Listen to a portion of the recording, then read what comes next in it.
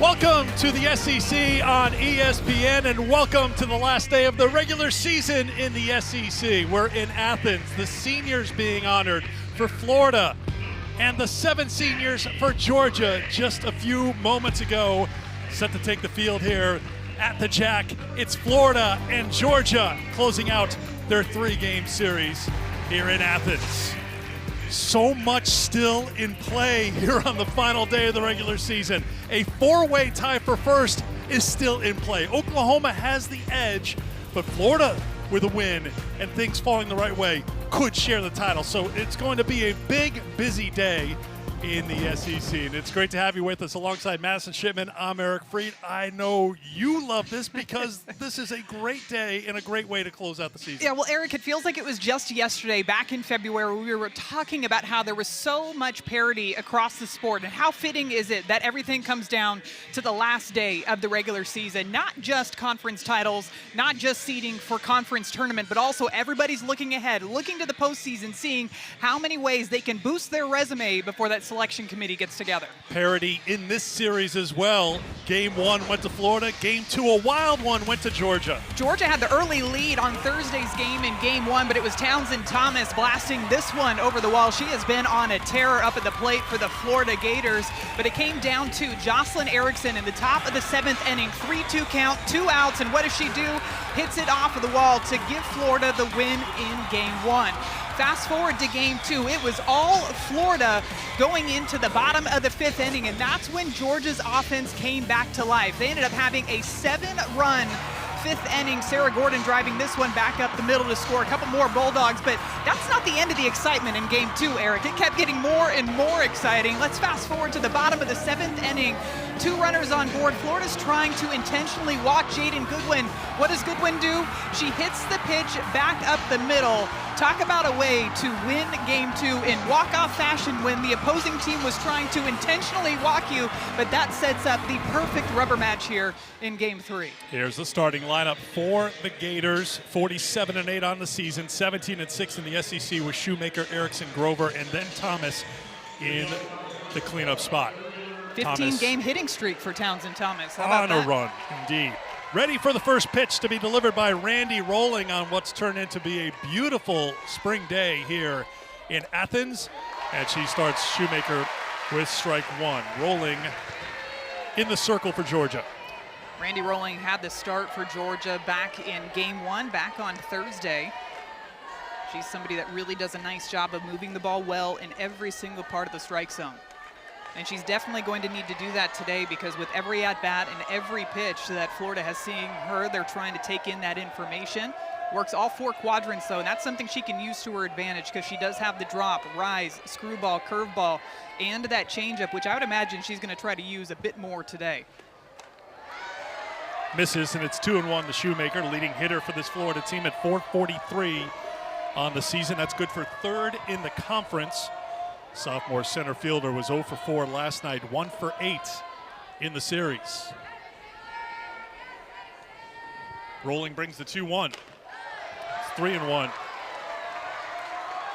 Rolling got the start in Game 1, went 7, gave up 8 hits, 5 earned runs, struck out 6 through 131 pitches. Got the win last night, came on in the 7th to shut the door and give Georgia the chance to walk it off in the bottom of the 7th. Shoemaker works the walk to start things here in the 1st.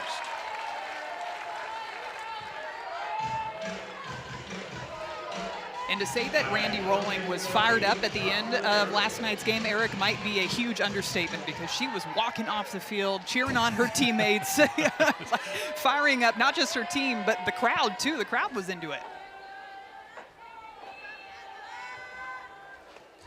Jocelyn Erickson fouls it off for strike 1. Erickson leading the team in homers with 19 and runs batted in with 68. 1 for 6 in the series. RBI double in Game 1, that 5-3 win that Madison just took you through a couple of moments ago.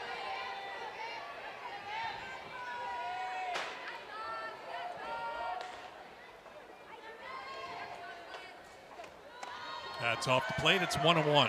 That hitch that she had in the 7th inning of Game 1 what really stood out to me was the fact that she was 0 for the entire day heading into that at-bat. And that just goes to show you that you can never give up on any at-bat because you never know when you're going to come up in the game's biggest moment.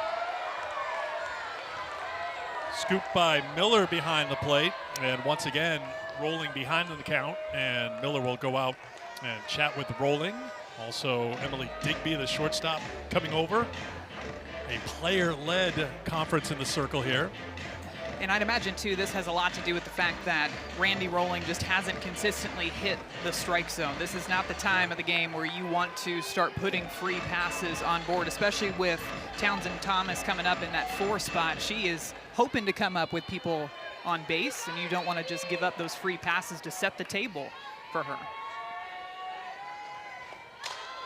Erickson pops it up on the infield. Calling for it is Kirsten Roos at second base, 1 down here in the first.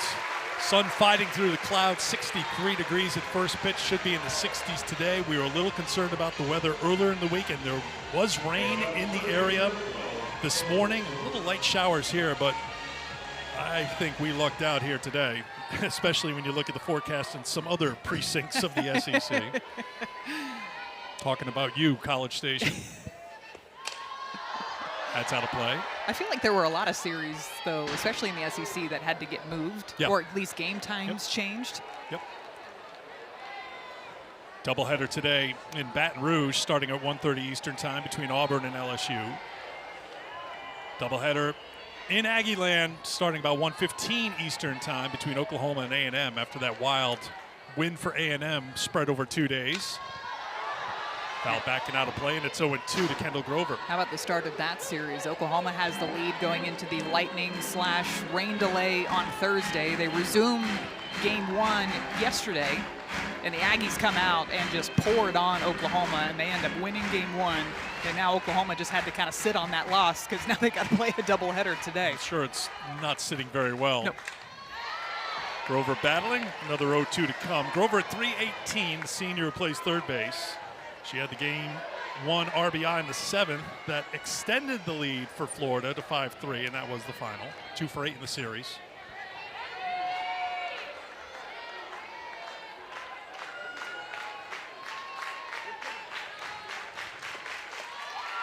Another one scooped up by Miller.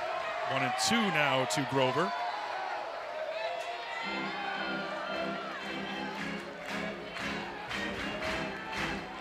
Rolling has thrown 8 innings in this series so far, giving up 8 hits, 5 earned runs. She's struck out 7. Make it 8. 2 down. I think some of that passion and energy from last night is carrying over into today's game. Randy Rolling goes back upstairs with this rise ball, a really uncomfortable, hesitant swing by Kendall Grover, and that was set up by the pitch before. Drop ball down in the dirt. Now, she missed it for a ball, but you could tell by her reaction that she really liked the location, the movement of that pitch, and the way that Marissa Miller picked it out of the dirt. Jammed. Thomas back over behind first, and Gabby Novickas can't hold on to it for the final out. So it's strike 1 to Thomas. Take another look at this play as Novickas is going back for it. Looks like it's right in her glove and just kind of spins out of there at the last moment. With the way that Townsend Thomas has been swinging the bat, that could be a huge misplay down the first baseline.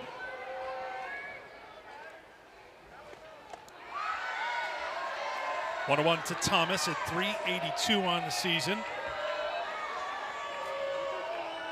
Redshirt freshman in the first 9 games of the season was 5 of 25 at the plate, but she has picked it up. Actually hitting 382 in conference games. So overall at 382, 382 in conferences, she's brought that overall average up. And she can do so many things from the left side. She can slap, she can bunt, and she can hit with power. And when I say slap, it's a power slap. She is swinging the bat with some serious authority when she is walking through that batter's box. Like that cut right there, she was looking to send that one all the way out into the trees. And I find, too, she almost gets better as the at-bat goes on. She's really, really good with 2 strikes. I double-checked it this morning. She's batting .333 this year in 2-strike counts. It's where she is right now. Here comes the 2-2 from Rolling. Slow roller foul. You talked about her hitting prowess. We also know she can make highlight reel catches in the outfield. Absolutely. Sports Center top 10 highlight reel catches. Saw that Tuesday. Maybe we'll run that back when she's in the field in a little while. That's worth seeing again, ending that game against the Seminoles on Tuesday. Especially because it looked like if that ball drops, Florida State was about to tie up the game. Good AB by Thomas. Count is full at 3-2. So with 2 down, Shoemaker will be off with the delivery by Rolling.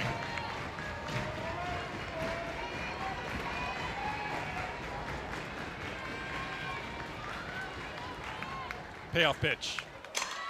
Line shot to center, drifting back and making the catch is Natalie Ray. Made it look pretty easy. Hard hit by Thomas, and that will do it for Florida in the top of the first. Georgia at the plate next.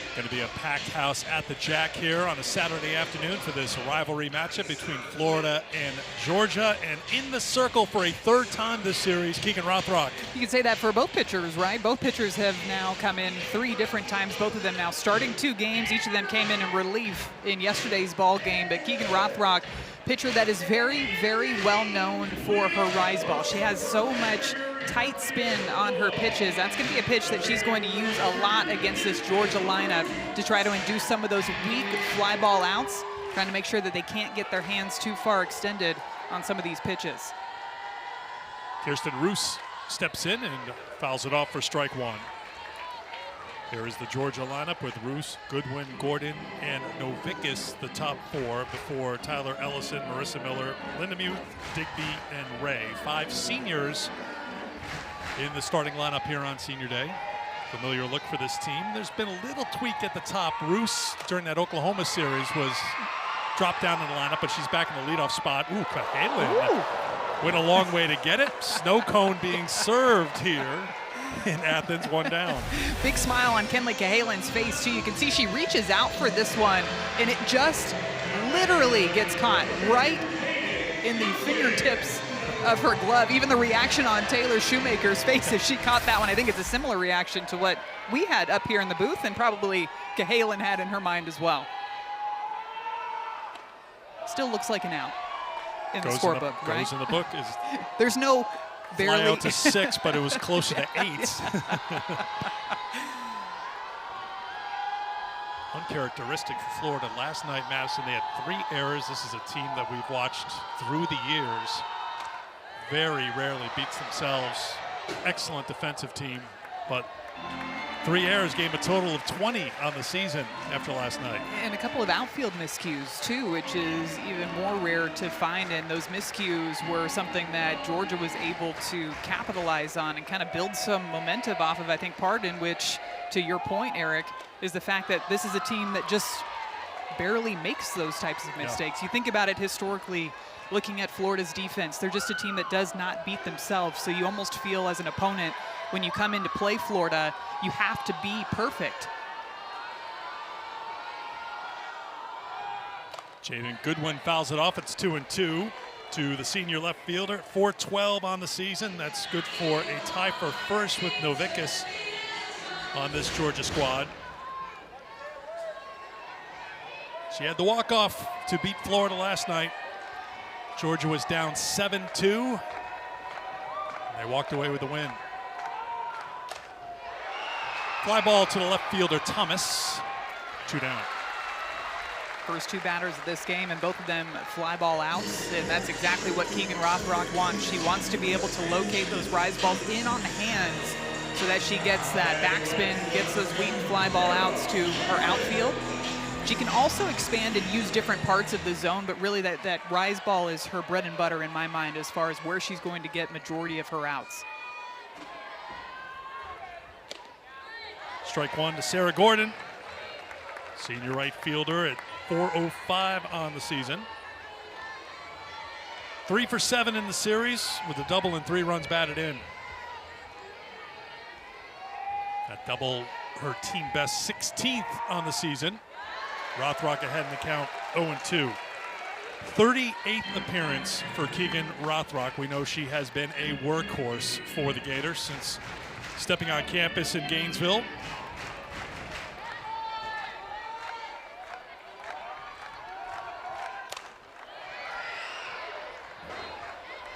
.26 wins, opponents hitting .190 against the junior. Had a no-hitter against South Carolina in conference play, the 3rd of her career. Game 1 went the distance, gave up 6 hits, 3 earned runs, struck out 5 through 109 pitches. Comes inside and misses, ball 1. And she'll be right around 70, 71, 72 is top end of her zone, right? Yeah, I just was laughing because I feel like we hear 70 so often now that we're like, oh, just a casual 70, 71 miles per hour. In on the hands, it's going to drop, but guess who's in left field? Townsend Thomas makes another pretty play in the outfield, now retired aside. Townsend Thomas looking to make SportsCenter top 10 not once but twice this week. Very similar looking plays out there in left field. How about the diving grab, the end the inning? Townsend Thomas.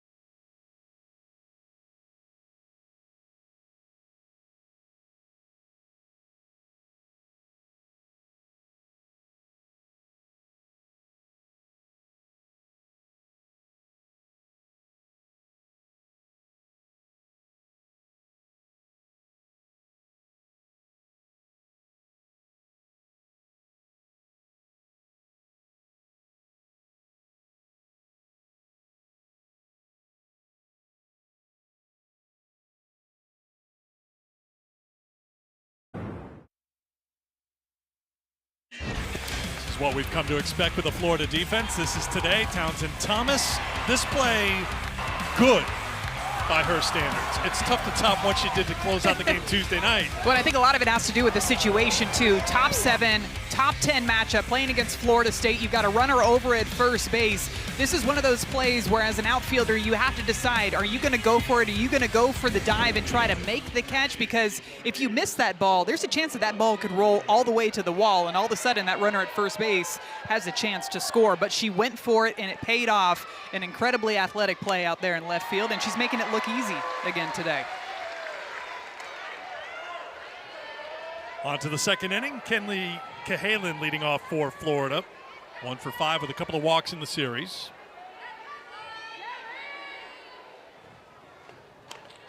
One and one.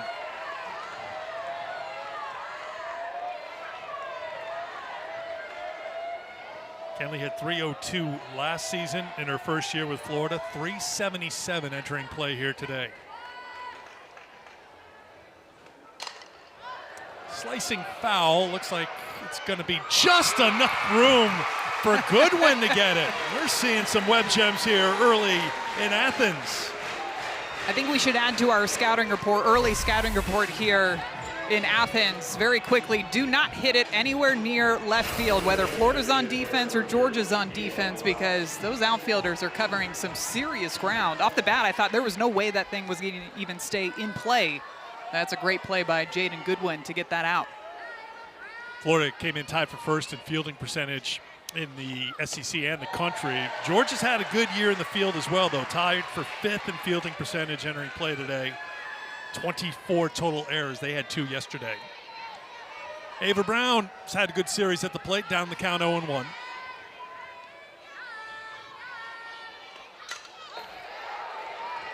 That Georgia defense has been a big area of improvement when you look at where the team was last year and compare it to this year. And when we had a chance to talk to Coach Baldwin, even last season, he said that the defense, that was something that they were working on continuously to try to shore up. This year, it's been a night and day difference. They've been able to make the routine plays, but also make the extraordinary plays. 0-2. Misses for ball 1. Brown 3 for 5, 4 runs batted in, a couple of walks in the series. Does have a home run. She did return to the circle to pitch for the first time since February 21st as she comes back from leg injury. She's been in this DP spot, but saw in the circle, maybe to kick off a little rust yesterday. We'll see how much she's able to go in the postseason. Two-way player for the Gators. Squibbed foul. Wide of first. She's still been able to do damage, though, up at the plate. Home run already in this series. Pretty remarkable, too, when you look at the fact that she missed so many games at the beginning part of the season, and I had the opportunity to call Florida when they were at Arkansas earlier this year, and at that point, Coach Tim Walton said that she had just been standing in bullpen. She was just watching live pitches, hadn't actually taken a swing yet, and then all of a sudden, the next thing we know, she's out there in the lineup. Brown goes down on strikes. Second strikeout for Rolling. 2 down. Working this pitch up and inside. It's another one of the rise balls up and underneath the hands. Kind of similar to the pitch that we saw Kendall Grover strike out on earlier in the game. She goes back to it there and racks up her second strikeout of the afternoon. That's 117 on the season for Rolling, who came into the game today throwing 40 more innings than our next closest teammate, Addison Fisher. Ground ball to the shortstop, Digby to Novicus. A 1-2-3 inning for Randy Rolling. 1.5 in the books here in Athens. We're scoreless. Exclusively on ESPN 40+.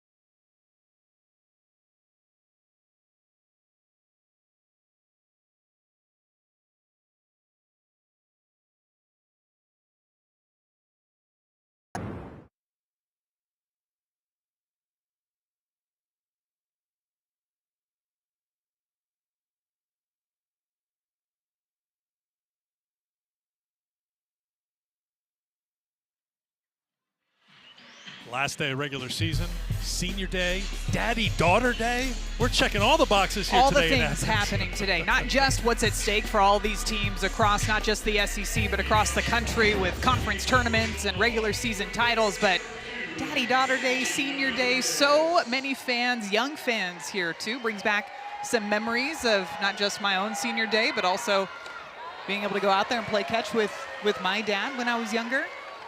They had teams lined up, as you saw, just outside the infield dirt, and on the warning track they had another parade of dads and daughters. So a lot going on here at the Jack today. 0-2 the count to the freshman Gabby Novickas.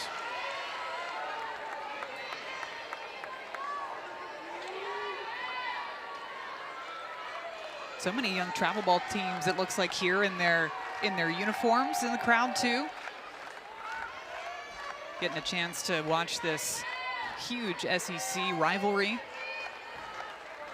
Really does feel like postseason. I know postseason is next weekend, but it really does feel like it's here already. It's here.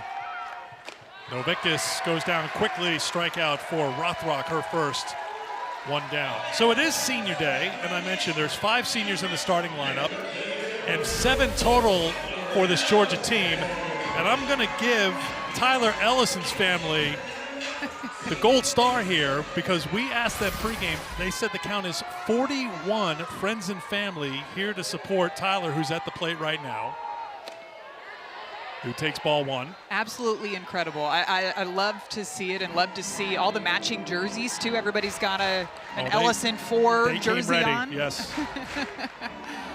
There they are. I think maybe they've adopted a few more. That looks like more than 41 now. Tyler has been quite the story. Senior from McDonough, Georgia.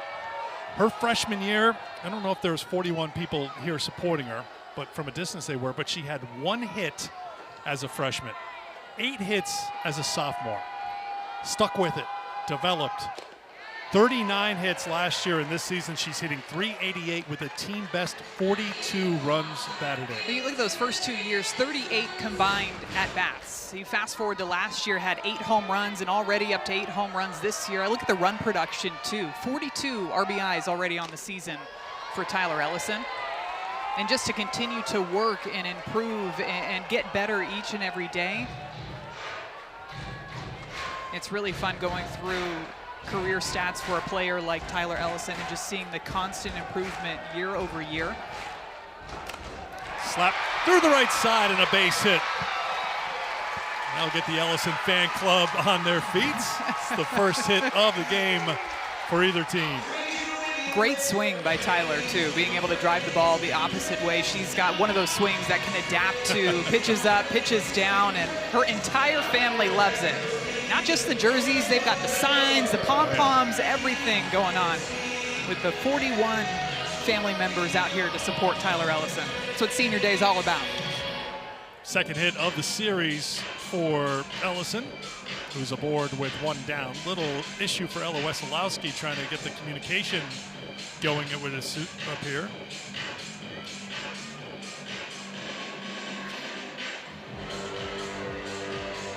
It is loud in here. You got to make sure that you can hear those signals coming in from the dugout.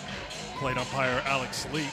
Scott Merritt first, Tatum Stotling at third. Here's Marissa Miller.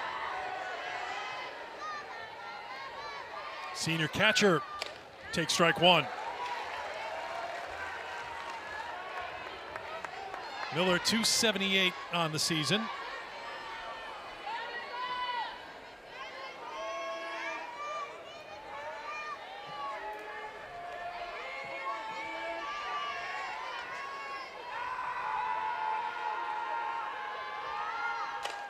Ground ball grabbed by Grover at third. The force at second 1. The turn, did she keep her toe in the bag? Jocelyn Erickson did.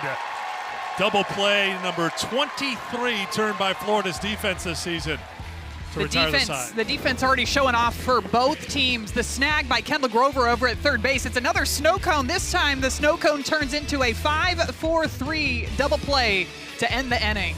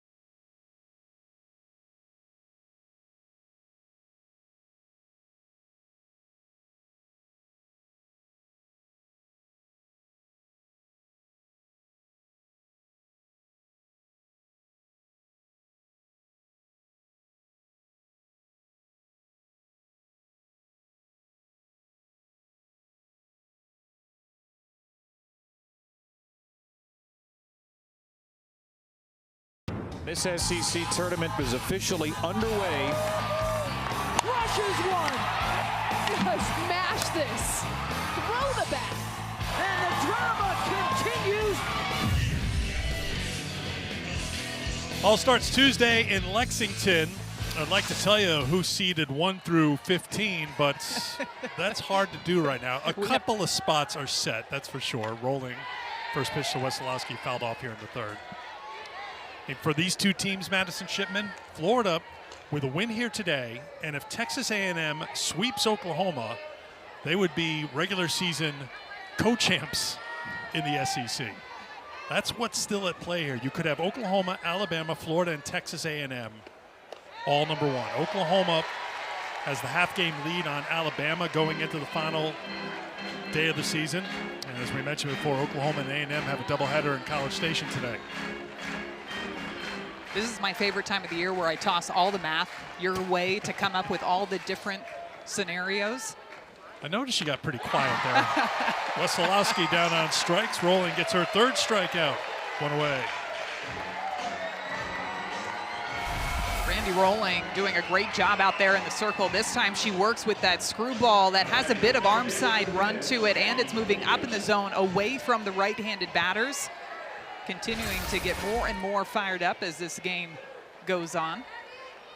I like how she's expanded both directions too with her pitches. Doesn't just rely on those curveballs going into the right-handed batters, but will also have pitches that will break the completely opposite direction. Number 9 hitter, Gabby Comia, sophomore second baseman at the plate. 342 on the season. Takes the ball, it's 2-0. 1 for 6 in the series. That one was an infield single in game 1 that got Florida started. She came around to score to put Florida on top 4-3 in that 7th inning. There's a strike, 2-1.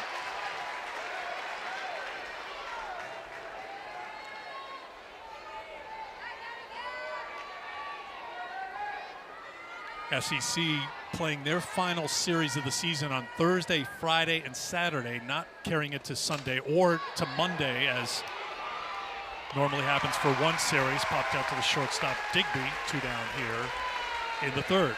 NWSL tomorrow, it's Chicago and Portland. You'll see it 1:80 Eastern time over on ESPN2.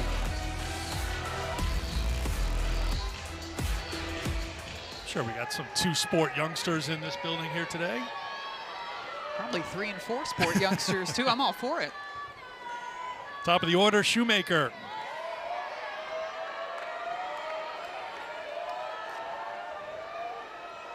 Walked her first time.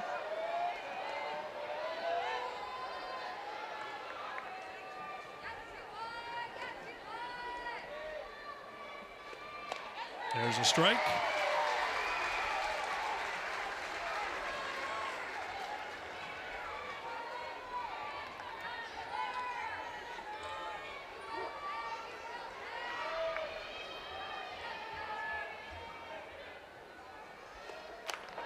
Two and one. Left-handed hitters hitting .281 against Rolling this year. Righties .213, and this is a Florida lineup that has 6 left-handed hitters out of the 9 in the starting lineup today. Reverse splits for Randy Rolling out there. 3-1 to Shoemaker. You typically see the right-handed batters have more success against the lefty pitcher than the lefties do, but I think a lot of that too speaks to how she can work to every single quadrant of the strike zone, and she doesn't just rely on one pitch to get outs every time. Third time she's gone to a 3-ball count today. Counts full to Shoemaker. Goes with that drop ball 3-1 too. We've seen a lot of upspin pitches from her so far, whether it's the curveball, the rise ball, the screwball. That time working the drop down in the bottom part of the zone and gets the call right at the knees. Just missed, and Shoemaker walks for a second time today. Goes right back to pretty much the exact same spot. That time doesn't get the call on it, but I like the location there. Not all walks are created equal, and I think this is a really good location to throw to somebody like Taylor Shoemaker, who has so much power And to me, it looked very similar, if not the exact same, to the pitch prior to that. That was just called a strike. Rolling one's time. Here's Jocelyn Erickson. Popped out her first time. Shoemaker's walked 3 times in the series, but Erickson and Shoemaker combined are 2 for 15 in the series. We talked to Tony Baldwin before the game about one of the keys to the series for Georgia was trying to keep that 1-2 punch at the top of the order quiet, and he has to like what he's seen so far. Yeah, I'd imagine, too, when you're doing a good job of figuring out a way for both of those batters to not have consistent hard contact. This is hit well to right, and it's off the wall. It's a fair ball. Extra bases, Shoemaker being waved around. She'll score the game's first run. Erickson holds at second. It's a 2-out RBI double for Jocelyn Erickson. And what you can do, too, when you look at an entire series, you take into account where the pitchers are throwing you in game 1, where they're throwing you game 2, and you can use that as your game plan when you come into game 3. With the way that the infield and the outfield was shifted, they were playing Jocelyn Erickson to pull. They were trying to jam her up on the inner half, and Jocelyn Erickson, instead of taking that pitch, just goes for it, brings her barrel up to it, and drives it off the wall down there in right field. RBI number 69 on the season for Erickson. And that 1-2 punch at the top of the Florida lineup held in check for a couple of games, but not so far here today. Shoemaker on base twice. Erickson delivers the RBI double to make it 1-0 Gators. Another 2-out RBI for this Florida Gators team, too. First 7 runs yesterday were all scored with 2 outs, and that 7th inning in game 1 where they won, those were 2-out runs. I'd imagine Coach Tim Walton is very thrilled with the 2-out production. Sometimes when it comes time to postseason, you have to be able to come through with the timely piece of hitting, and it might come, your opportunity might come when you've got a runner on with 2 outs. Grover got all of it. Lindemuth, who's an outstanding third baseman, had that glove positioned just the right way. This one hit right on the money, but it just goes straight to Lindemuth, ready at the hot corner for out number 3.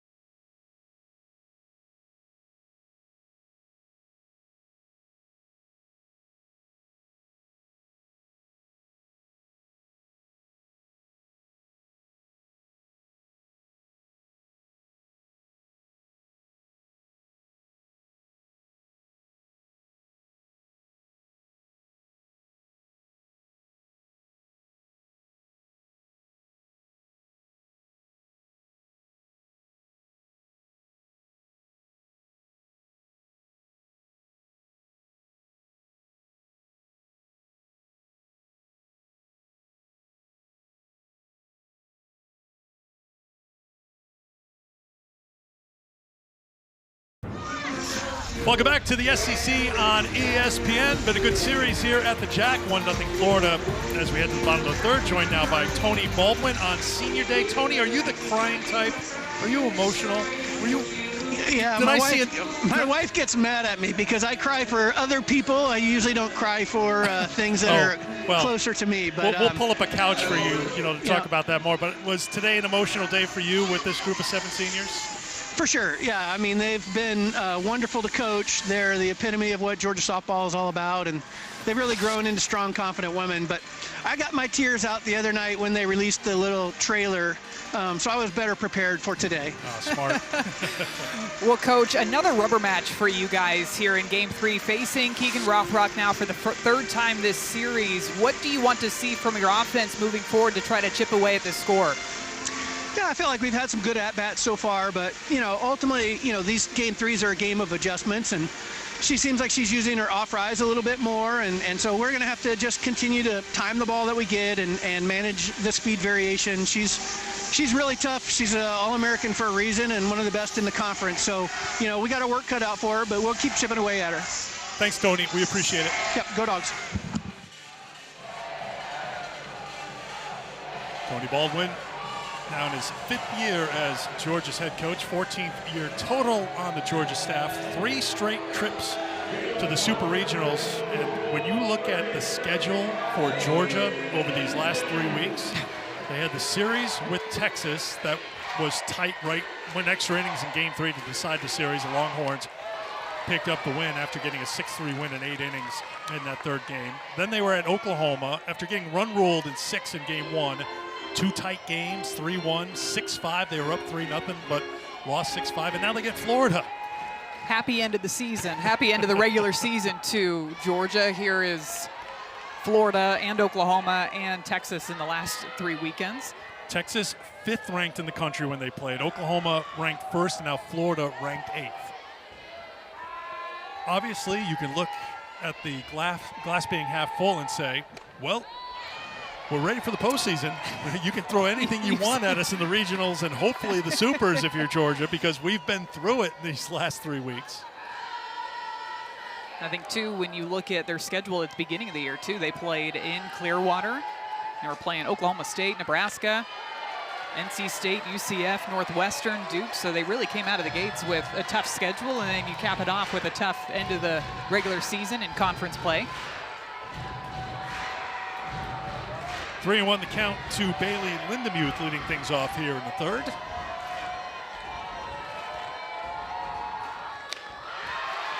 Leadoff walk, second base runner for the Bulldogs.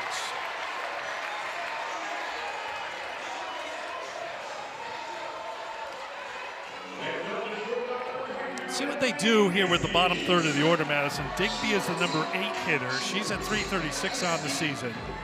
Natalie Ray, the number 9 hitter, is 4th on the team in hitting at 390. Do they go small ball here with Digby? She is squaring the bunt, lays it down. It's fair ball, and it's a successful sacrifice by Digby. Lindemuth, the second one down. Well executed by Digby as well, because you know when you're facing Rothrock, she's going to try to get you to pop up that bunt with some of those rise balls at the top of the zone, but she was very intentional about getting her barrel on top of the ball right over to Kendall Grover, who for a second looked like she was going to try to throw to second to get the lead runner, but instead decided to throw across to first base to get that sure out over at 1. So here is Ray, the senior center fielder, transferred over from North Georgia.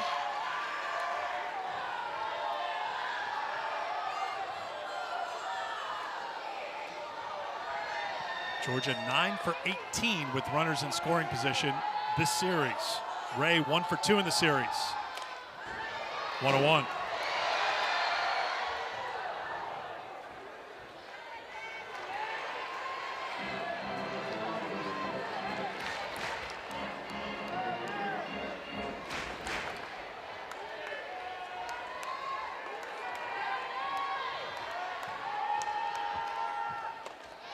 Two and 1.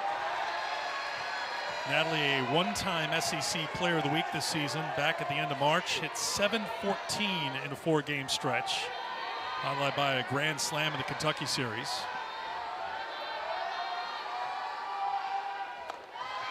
Three and 1. You can see with Rothrock in this at-bat, some of those pitches just missing their spots. Looks like that one was supposed to be located up and inside to Natalie Ray, and instead kind of falls out of her hand. It misses arm side, and because of that, pitching coach Stephanie Van Brakel of Pro Throw is going to come out to have a chat with her battery just to try to get Keegan Rothrock back on track here. While they talk, I can tell you that we have a Major League Baseball doubleheader Thursday night on ESPN. Rays and Red Sox get it started at 7 Eastern time, then the Cards and the Pods at 10. Catch both games on ESPN, also available on the ESPN app.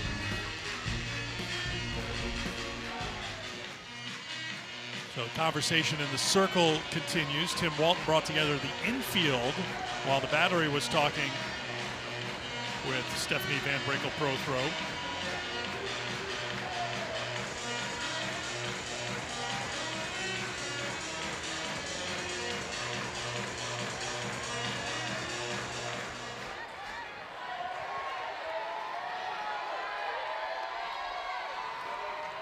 3-1 to Ray. Ground ball right side. Comia to first, over to third. Goes Lindemuth, 2 down. Nice job for Keegan Rothrock to bounce back and bring something into the zone. And as a batter, too, when you're in a 3-1 count and the pitching coach just comes out to talk to the pitcher, you can almost guarantee that the pitch is going to be a strike the next one. I'd love to know the stats on that, on the amount of times that a pitcher throws a strike after the pitching coach comes out. But she was aggressive, and she went after a pitch a little bit low and away and hit a ground ball to the right side. Strike one to Kirsten Roos. Popped out to the shortstop. Cahalan made the snow cone catch in center field, her first time.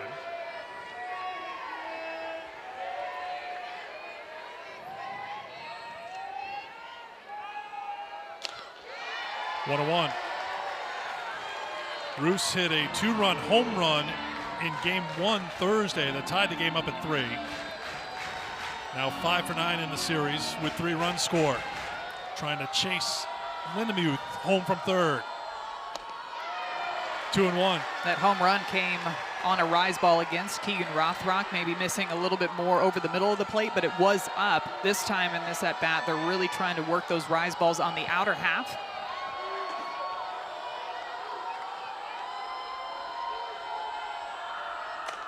Line shot, base hit, and it's a tie game.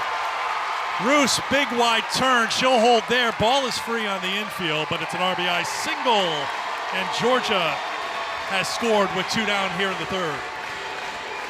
Another great piece of hitting by Kirsten Roos. We had just talked about how they were trying to work her away, but her barrel was ready for anything that was going to be middle and inside. She was going to turn on it, she was going to drive it down the line, and she did exactly that with a pitch that was more up, but on the inner half, and she smokes it past Kendall Grover over at third base. 2 down for Jaden Goodwin. Fly to left her first time. That's out of play for strike one.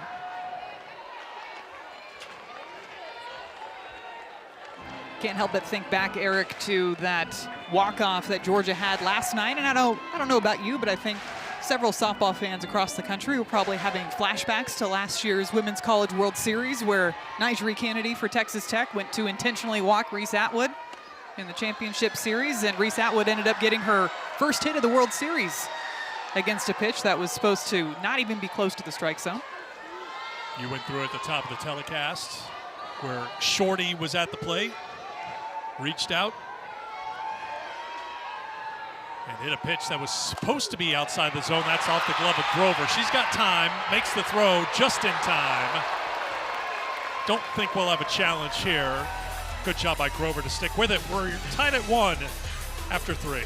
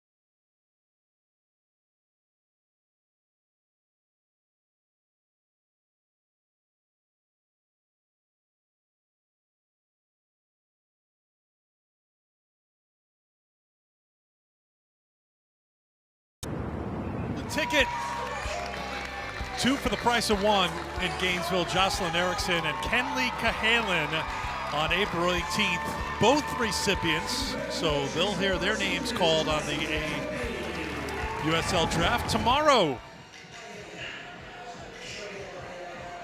Season opener coming up June 9th. Yeah, so looking forward to watching those games this summer and watching the athletes that we get a chance to see compete here in their senior seasons in college ball and move over to the professional ranks. And 2 more teams added to the AUSL in comparison to last season. So love to see the growth and the expansion across the country.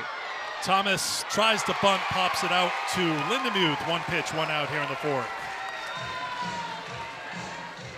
I believe it's been 17 golden tickets that have been handed out so far this season. Some great pitchers, too, have also been the recipients of some golden tickets, along with Tim Walton's. It was interesting because that was after a loss in Gainesville, and normally it'd be like, oh gosh, we're going to do this, but you can just see the joy and the celebration for the accomplishments for those 2 individuals to be recognized. And that just, we were in Gainesville on Tuesday, just talked about how that kind of just lifted the cloud off after a 4-0 loss to Auburn and kind of turned it into a bit of a celebration, which was, that was cool to see. And I think so many of those presentations, if not all of them, if we've watched all of them, just the pure joy, the tears, right from Nyjah Kennedy being the first one and those who were surprised. And it was just a great way to execute a plan.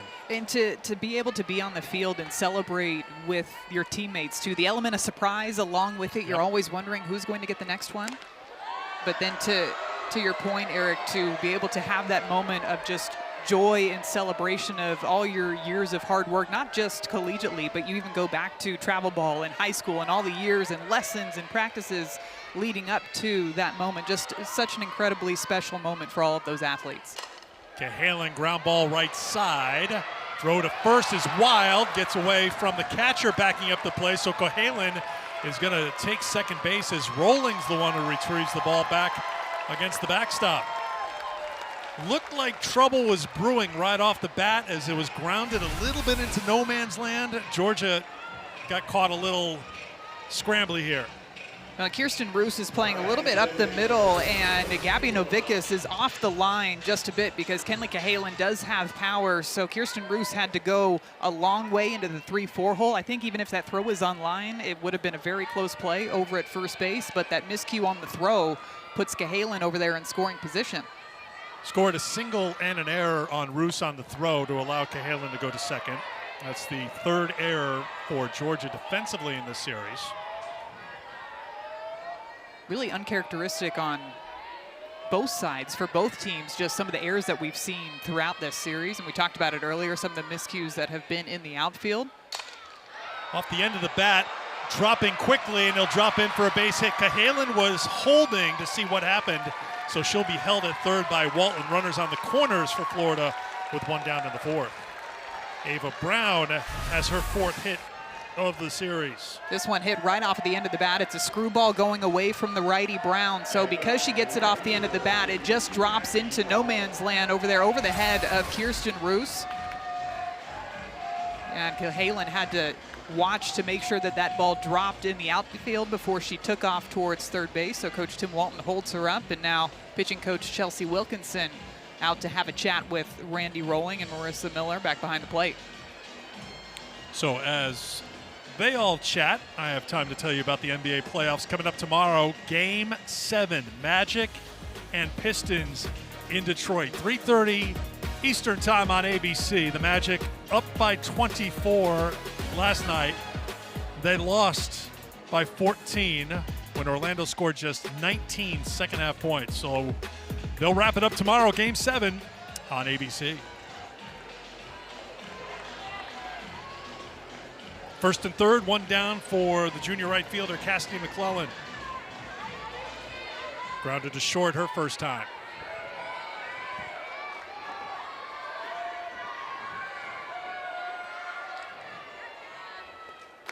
And misses for ball 1.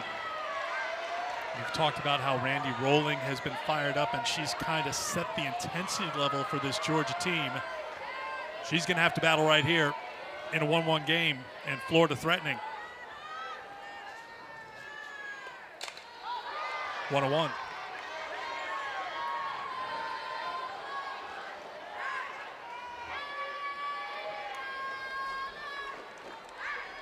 McClellan 2 for 6 in the series. Eric, I'm kind of keeping my eye on this defense here. Remember, Ava Brown over at first base had dealt with an injury throughout this season. So I wonder if she's not going to be on the move here. I'd almost be tempted if I'm working defensively for Georgia, maybe having the middles play a little bit further back, seeing if you can roll up a double play to get out of this inning if you were to get a ground ball more up the middle. But it does look like Emily Digby over at shortstop is playing in to cut down that run from scoring. Rolling brings the 1-2, gets the strikeout, 2 down, and you can see some of that fire after the strikeout. You know what's better than a ground ball out? A strikeout for Randy Rolling. Goes back upstairs with this rise ball. They're going to keep chasing at it. You go ahead and continue to keep climbing that ladder higher and higher to get the big swing and miss. And the second out of this inning, although the second out has been with both teams have scored their runs today. Here's Ella Wesolowski, struck out her first time. Rolling starts her with strike 1.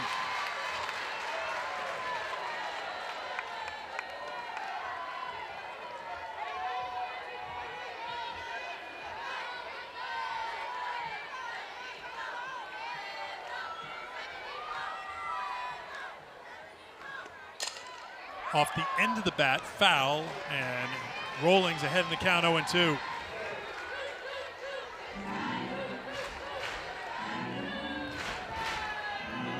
Florida opened the scoring last inning in the third. Shoemaker walked. She was brought in by Jocelyn Erickson with a 2-out double. Here in the fourth, first and third in a 1-1 game. Rolling a strike away from getting out of it. Popped up on the infield. Roos, second baseman, calls for it. And Georgia, led by Rolling, gets out of the jam. We'll talk with the Florida head coach, Tim Walton, when we come back to Athens.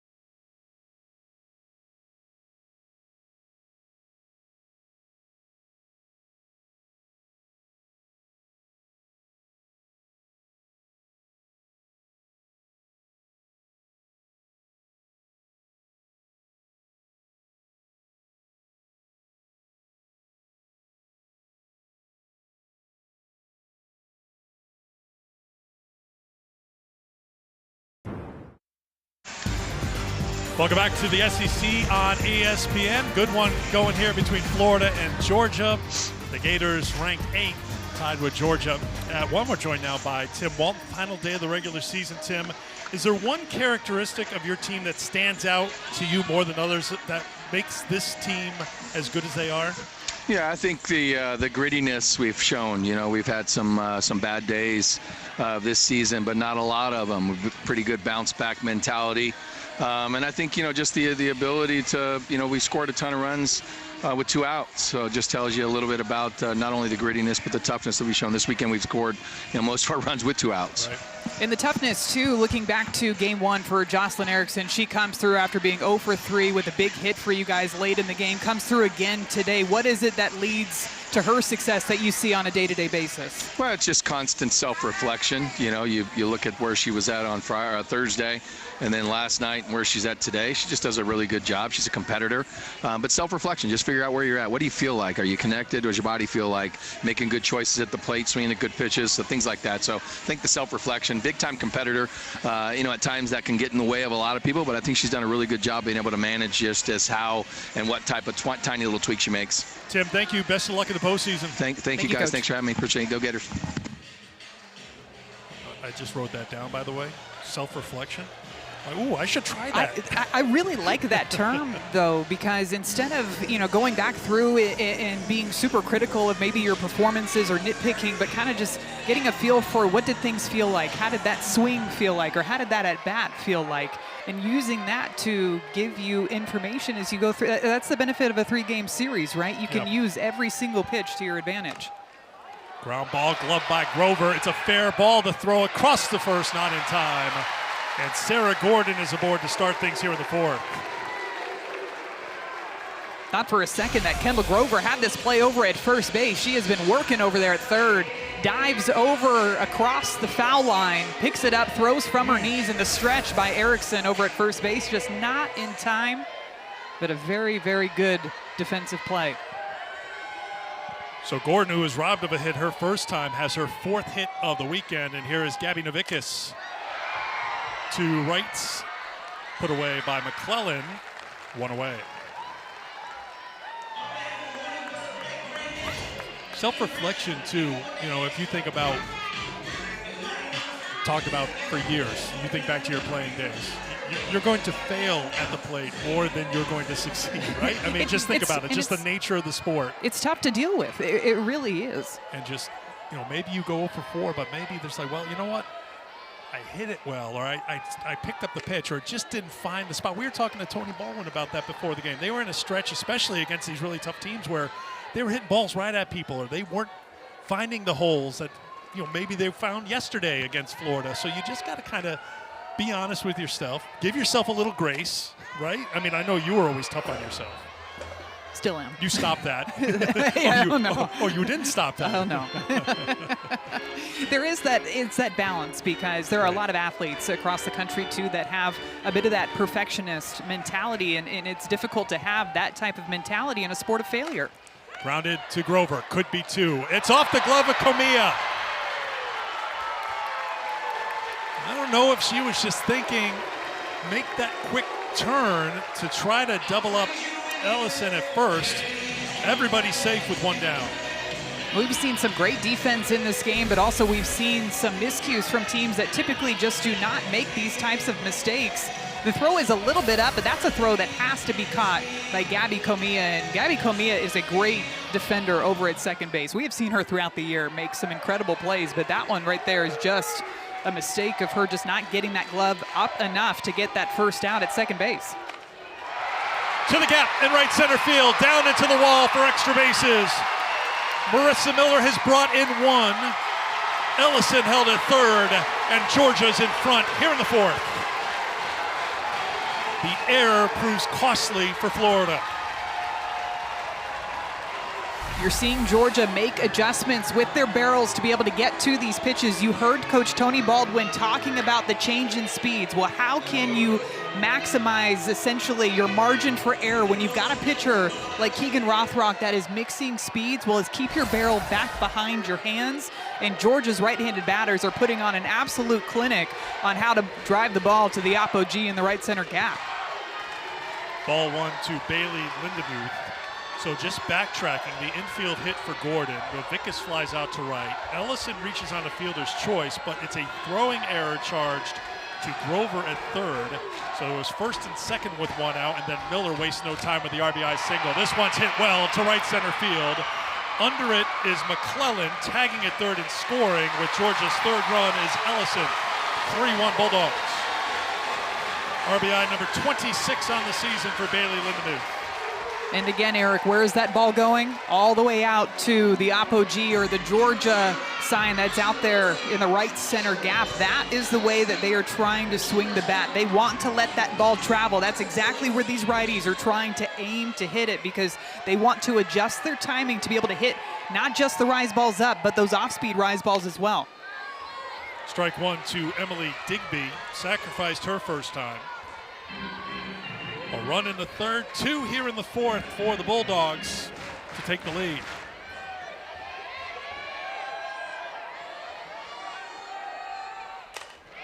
Fly ball to left, Thomas to the track, to the wall, it's over the wall! 2-run home run, Emily Digby!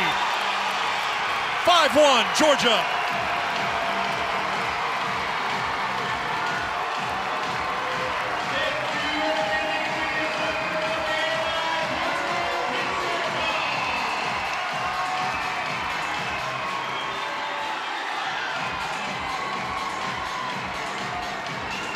Each and every one of the swings that these Georgia batters have taken in this inning, they are wearing down Keegan Rothrock. They are forcing her to try to throw different pitches because the righties were driving the ball the opposite way on those rise balls and curve balls away.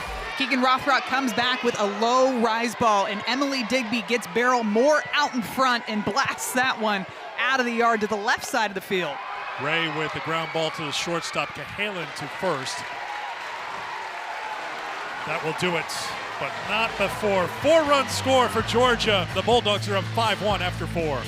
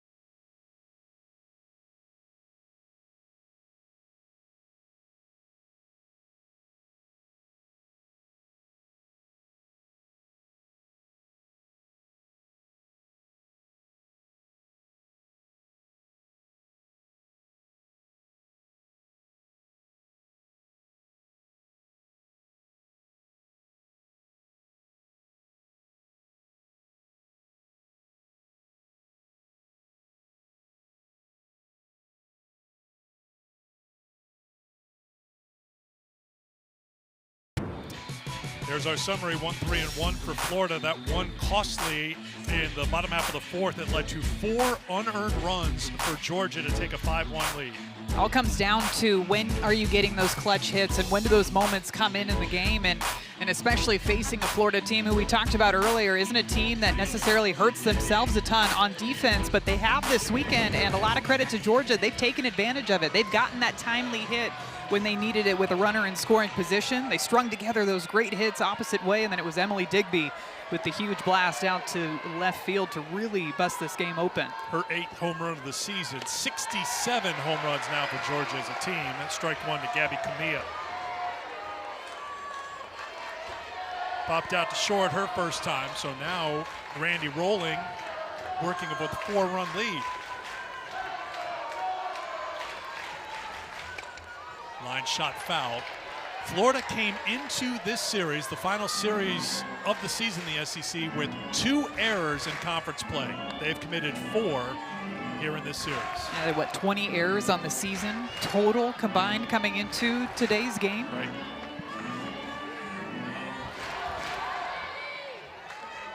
Oh, 0-2 the count to Comia, leading things off here for the Gators in the 5th.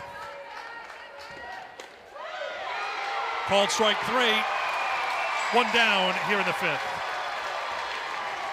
So much at stake, not just for seeding for Lexington in the SEC tournament, but also NCAA tournament. That RPI 16, we know the story by now. Top 16 teams get to host the regional round. The RPI isn't the lock for where you are, but you want to be inside that RPI of 16, top 16. That seems to be the case year after year, right, Madison? Yeah, the selection committee, they're going to look at the RPI. They're also going to look at DSR. They're going to look at KPI. I'm throwing a bunch of letters at you, I know, but when you look at all these different rankings, each of them kind of take into account a bit something different when it comes to the calculations and the rankings of each one of them. But Georgia's kind of pretty much in the same spot. When you look at DSR, they're sitting there right at 17, and for KPI, they're right at 18. So they're kind of right on that host bubble if you were to just look at those rankings specifically. So a win today over Florida would be massive. Shoemaker, chop, Lindemuth shows that arm. 2 down. Bailey came into the game with 3 errors on the season and 97 assists. Plays a great third base over there. Has had to make some tough plays in this series, too. There was one ground ball you and I were talking about yesterday. Kind of took a funny hop off of her shoulder, and she recovered and still was able to make the out. Moves very smoothly to both her left and her right. Georgia's defense, too, coming into today on the season, only had 24 errors. So just goes to show you how rare it is for both of these teams to make the miscues that we're seeing this weekend. 2 down for Jocelyn Erickson, 1 for 2. Brought in Florida's run with a double in the third. Strike 1. We'll see where Randy Rowling decides to throw to Jocelyn. Remember her last at bat, that double that she had off of the right field wall was one of those rise balls way up and in on the hands. Maybe she tries to go back away with some of these curveballs or even an off speed here. 1-1. You've seen a big improvement for Jocelyn this season, specifically on the low and inside part of the plate. Just looking at last year, her slugging percentage on the pitches that were tracked was right around 600. This year, Eric, it's up over 1,300 in the same low and inside location. Rowling works away, 2-1.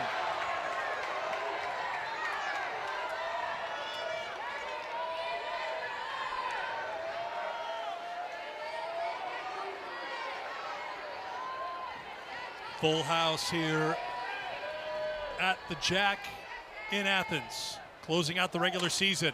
Erickson lifts it down the line and right, just foul.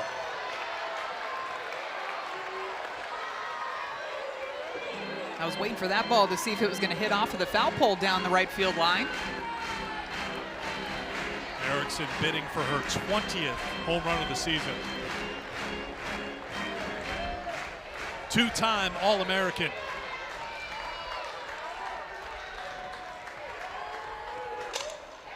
To the shortstop, Digby to first. 1-2-3 inning for Rowling. She's retired 5 in a row. Georgia up 5-1 after 4.5.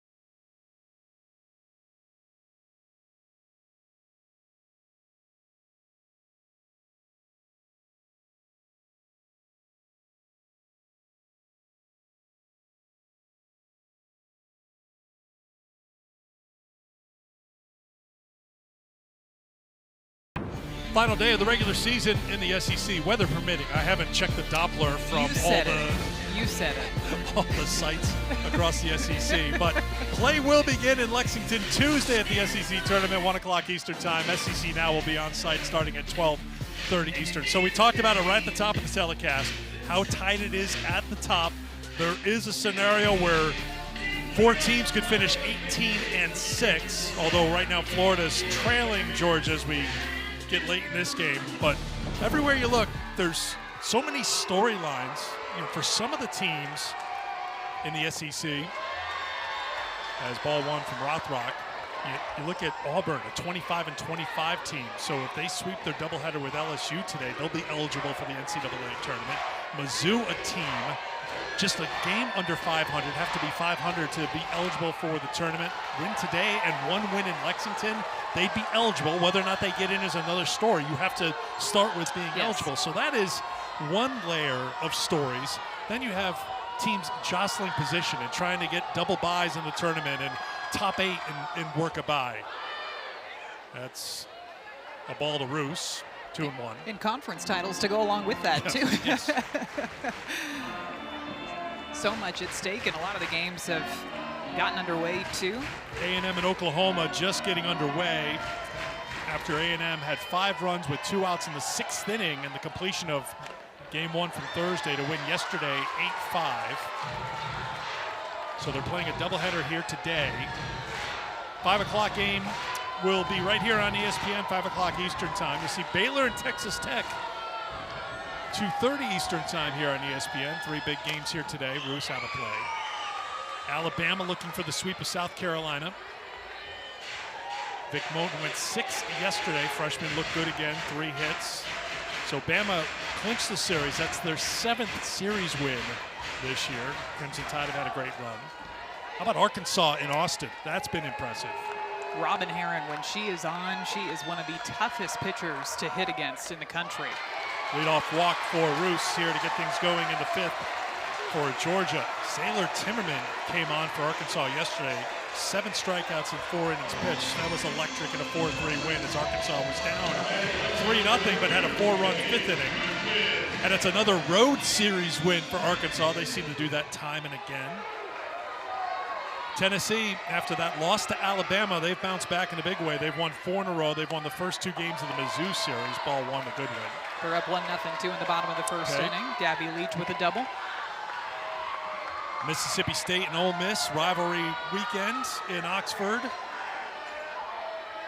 Alyssa Faircloth had the 1-hitter with 14 strikeouts game 1 on Thursday, but Ole Miss with a bounce back to even up that series. Ground ball to second to toss to short, and it's dropped. Everyone's safe. Another Florida error. That's their 2nd today, their 5th in the last 2 games. Off the bat, this looks like it's going to be a tailor-made 4-6-3 double play all the way. A nice job by Gabby Comia, gets the toss, underhanded flip, and Kenley Cahalan goes for the bare hand to try to get rid of that ball as quickly as she can. But in that moment, too, I'm thinking you've got to get the first out. You've got to get that lead runner out over at second base. And now when you look at the way that Kenley Cahalan has played shortstop all year, 9 times out of 10, she's going to make that play.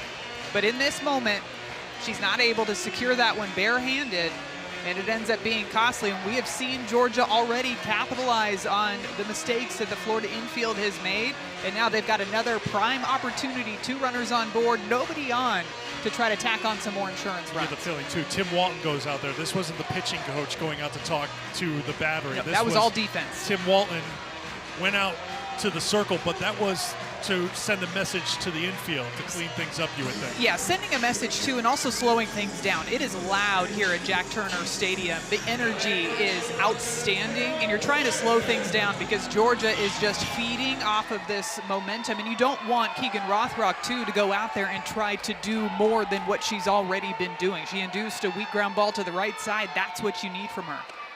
Strike 1 to Sarah Gordon. They scored a throwing error on Comia. Looked like the ball was there. That's just Cahalan trying to make a barehand play. I agree with you. That's 2 errors now that have been charged throwing errors where if we're looking at it, I feel like the error should be on the receiver. Now I get why it's being called on the thrower, but when you look at these plays, it was the throw that came across from Kendall Grover over to Gabby Comia over at second base that she didn't make the play on, and then also that toss to Kenleigh Cahalan. Those are balls that just have to be caught. 1-2 to Gordon. Robbed of a hit in the first by Thomas in left. Reached on an infield single and scored in the fourth. 1 for 2 today, 4 for 9 in the series. Line drive, base hit to right. He'll hold the runner at third. Good throw from right from McClellan. Bases loaded, nobody out. You've been impressed with how Georgia has approached things at the plate here today. They are letting these rise balls travel in, and you heard Tony Baldwin talk about the change in speeds. That's one of the reasons why Keegan Rothrock is so good in the circle, because of the high spin rate and how she's able to take just 4 or 5 miles per hour off of those pitches. But Georgia's taking away any bit of indecision on those off speeds with the way that they are swinging the bat. Strike one to Gabby Novickis. Sorry, buddy. Just purely based off of the barrel angles, too. And I know we talk a lot about the apogee and the righties trying to hit the ball that way, but it's all part of the game plan. It's trying to get your knob on plane with the ball, keeping your barrel back behind your hands to be able to drive the ball with authority. 0-2 to Novickis, who's 0 for 2 today. And because of that, I am a little surprised that we're not seeing Keegan Rothrock work more on the inner half to these right-handed batters. Like you talked about earlier, she can pump in 70, 71, so I'd be tempted to throw 70 miles per hour up and underneath the hands, challenge them in a different spot.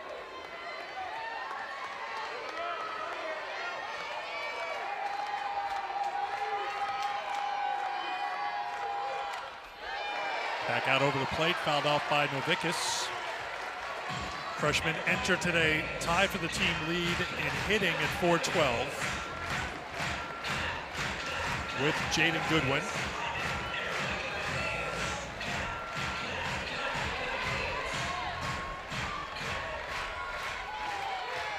Our graphics department, perhaps foreshadowing here. Here's the 0-2. Comes inside and misses for ball one. Novickis has had a great freshman season for Georgia. Starting over at first base. Powerful right-handed bat right in the middle of this order. 2-2 to the freshman from Chicago. 4 for 8 with a couple of runs batted in the series.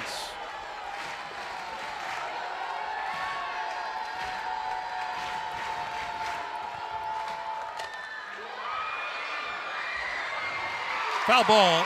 I think it was off Novickis. She didn't go anywhere, just took a moment to get the call.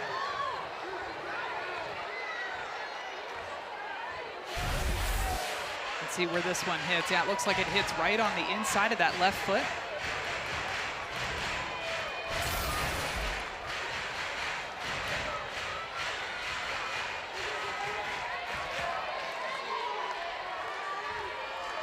Another 2-2. Hit deep to left field. It is gone. It is a grand slam.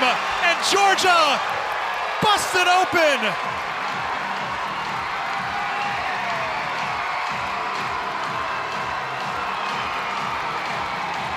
A walk-off as Georgia run rules Florida here in the fifth. What a way to end the regular season here in Athens.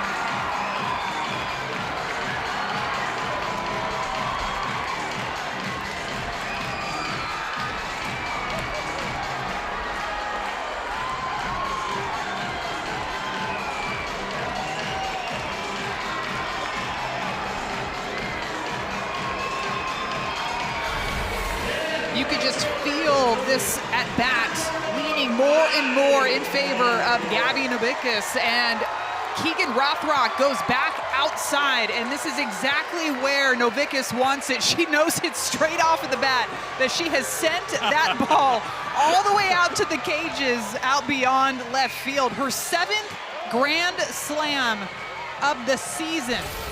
Teams. The team's that would be some kind of record. I know. The team's 7th grand slam of the season. But remember, Madison, she was down in the count 0-2, and you talked about how good a season she's had, and it hasn't been her day today, but you've mentioned it with other players here. When that opportunity presents itself, the freshman was ready, and she left no doubt off the bat.